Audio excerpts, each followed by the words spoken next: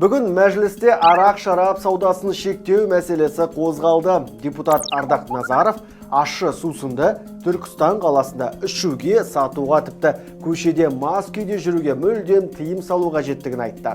Десе де өңір басшылығына бұл идея таңсық болмай шықты.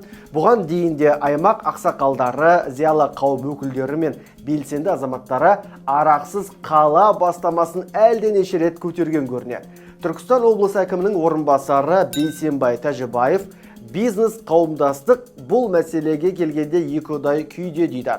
Сөйтсе, облыс орталығы құрылғалы бері өңірдің инвестиция көлемі артқан, оның үстіне шетелдік туристердің саны 20 мыңнан аса бастады. Соншама турист қонақ келгеннен кейін оларға тиісті деңгейде сервистік қызмет, өздерінің талап деңгейіндегі қажеттіліктерді біз беруіміз қажет, деді шенеунік.